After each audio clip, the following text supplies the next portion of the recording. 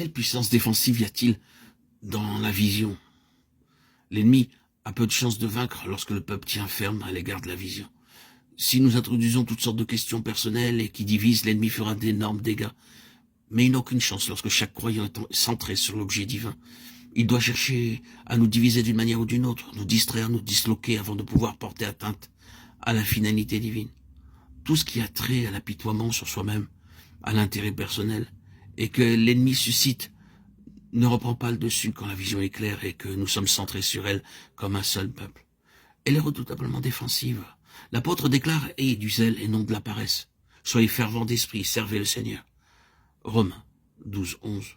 Fervent d'esprit, traduisez-le par « maintenez la lueur spirituelle ». En étant centré sur un tel objectif avec un cœur tout entier, ce sera une merveilleuse protection. Une telle attitude parmi le peuple de Dieu ferme les brèches et résiste à toute agression et à tout empiètement de l'adversaire dans l'œuvre de Dieu pour nous distraire et nous paralyser. La vision était comme une flamme chez les prophètes.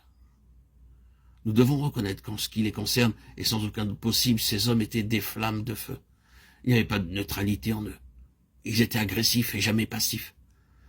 La vision produit cet effet. Si vous avez réellement vu ce que le Seigneur désire, vous ne pouvez pas avoir un cœur partagé. Vous ne pouvez pas être passif si vous voyez. Trouvez une personne qui a vu et vous aurez une vie positive et active. Considérez une personne qui n'a pas vu, elle n'a pas d'assurance. Ce n'est pas défini. Vous avez quelque chose de neutre, de négatif, quelqu'un sur lequel vous ne pouvez pas compter. Ces prophètes étaient des hommes comme des flammes de feu, car ils avaient vu. Et quand Israël était en conformité avec l'appel de Dieu, ils étaient comme cela, positifs, agressifs. Lorsque la vision s'estompait, ils s'immobilisaient, se centraient sur eux-mêmes.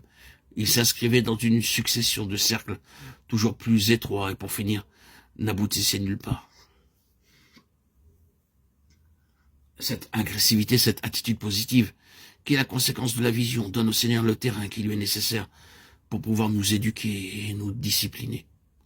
Cela ne signifie pas que nous ne commettrons jamais plus d'erreurs.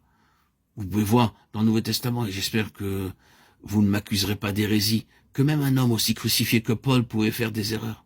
Pierre, un homme tellement utilisé et discipliné, a commis des erreurs. Oui, les apôtres ont pu fauter, et les prophètes ont aussi fait des erreurs. Que fais-tu ici, Élie, un roi 19.9? Cela voulait dire, tu n'as rien à faire ici. Oui, les prophètes et les apôtres ont pu faire des erreurs, et ils en ont fait. Mais il a ceci de vrai parce qu'ils avaient vu et qu'ils s'étaient entièrement livrés à ce qu'ils avaient vu de la pensée du Seigneur. Le Seigneur a pu largement outrepasser leur erreur et souverainement les conduire en enseignant à ses serviteurs quelque chose de plus de sa personne et de ses voies. Vous ne trouverez jamais cela chez des personnes qui ne sont pas déterminées.